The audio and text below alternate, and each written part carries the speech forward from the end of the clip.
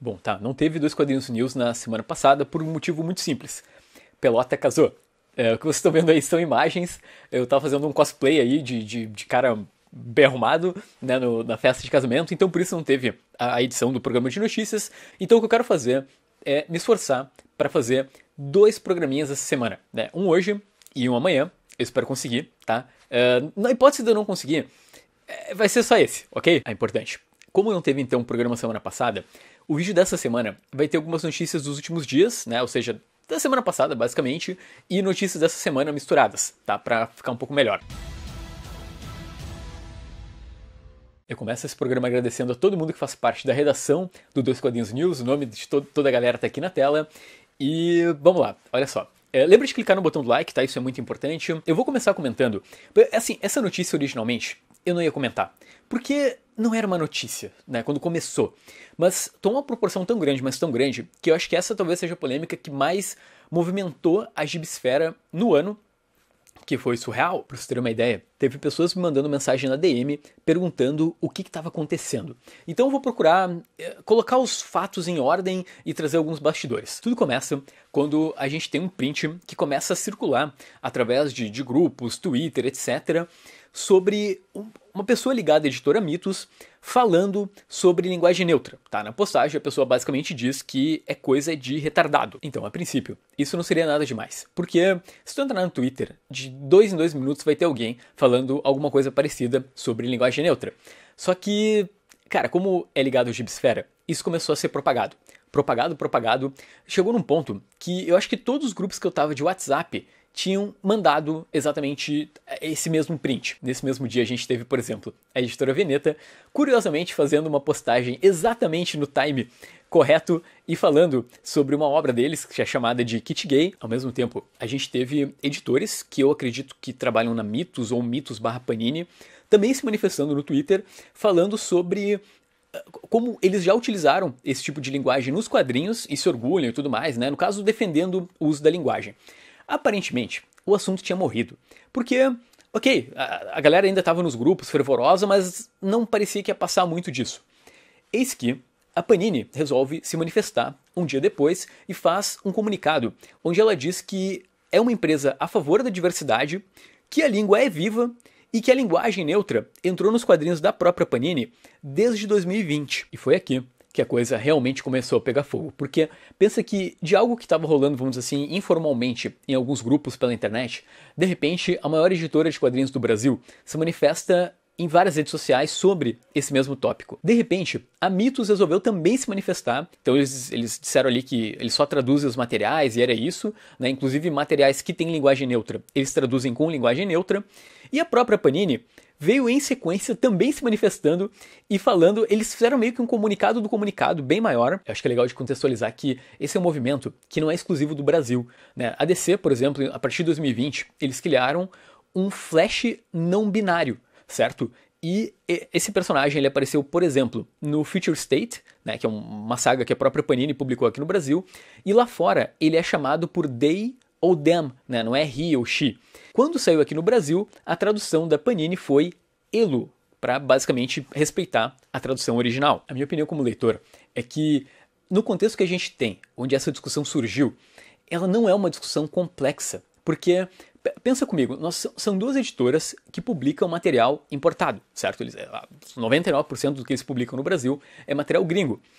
Então, o que eu espero como consumidor é que as obras que chegam no Brasil por essas editoras me entreguem a experiência de como elas foram pensadas. Não é função de uma editora pegar o material que vai sair aqui no Brasil e dizer essas palavras aqui, elas não corroboram com a minha ideologia. Portanto, eu não vou publicar dessa forma. O Érico Assis, ele fez uma coluna muito bacana, onde ele falou um pouco da experiência quando ele traduziu Patrulha do Destino, né, que é um gibi ali dos anos 90, onde Grant Morrison utilizou linguagem neutra. Então o Érico teve que se virar ali para conseguir encaixar. Mas eu acho que era isso, né? Eu acho que é uma discussão que pegou fogo, mas também, né, não sei, acho que nenhuma outra editora se manifestou sobre o assunto. Talvez alguma... Eu acho que a partir do momento que alguma editora se manifestar, eu acho que de novo pega fogo e todo mundo passa a discutir esse mesmo tema.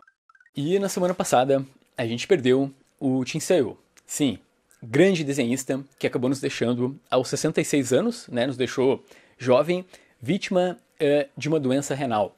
Cara, que ano bosta a gente tá vivendo. Tu deve conhecer o Tim Sale, né? Ele é coautor de grandes clássicos aí dos quadrinhos, né? O Batman Longo Dia das Bruxas, o Demolidor Amarelo, o Homem-Aranha Azul. É um cara que, eu não sei se vocês vão concordar comigo, mas ele tem um traço muito particular. E é impressionante porque ele não divide opiniões. Eu não conheço alguém que vá lá e diga, não, nossa, eu não gosto do traço do Tim Sale, sabe? Ele é um cara que ele consegue, ele tem uma assinatura muito forte, mas ao mesmo tempo ele consegue cativar todo mundo, né? E pra quem assiste série de TV há mais tempo, o Tim Sale, ele fez os quadros da série de TV Heroes. Isso ali na primeira temporada, quando a gente tinha o Isaac Mendes, que era um personagem que conseguia prever o futuro, né? Ele colocava uma venda e o que ele desenhava acabava sendo o futuro, né? Aí eram basicamente desenhos do Tim Sale que eles utilizaram ali na série de TV. Cara, então, o Tim Sale é um autor que eu queria ter conhecido. Tá? Esse aí foi difícil. Esse é um cara que eu realmente queria poder bater um papo e, enfim. Vamos então para uma sequência de notícias rápidas. Olha só, nesse momento, a editora Conrad colocou no Catarse o seu primeiro projeto, que é o Bom Dia Socorro, do Paulo Moreira.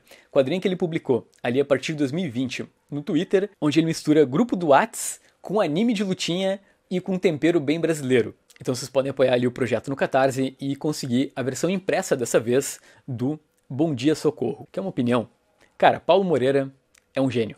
Tá, pra mim é um cara que ele é realmente, o que ele faz é muito engraçado, então com certeza é um projeto que eu vou apoiar. E ainda falando em gênio, o pacote Matar ou Morrer tá chegando pela editora Mino, né? Quando eu falo em gênio, na verdade estou falando de dois gênios, Ed Brubaker e Sean Phillips. Eles fizeram o Matar ou Morrer, que é um dos quadrinhos mais aclamados aí recentemente no Brasil. Cara, é fantástico, e eu vou deixar o link caso tu queira pegar ali na Amazon. Esse quadrinho é inacreditável. Eu acho que ele cara, é a versão mais realista que a gente pode ter do Justiceiro, meio misturado com Homem-Aranha, então vale muito a pena, sério, sério.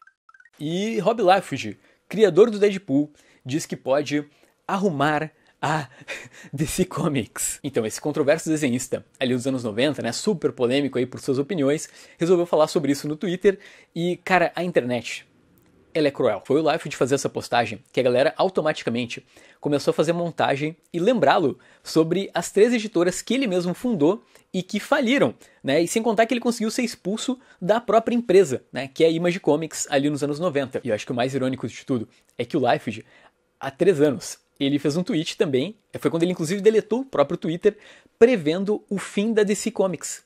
Olha aí. E agora, será que o fim estava relacionado ao fato dele entrar como presidente da DC e aí a empresa acabar falindo? Não sei, não sei.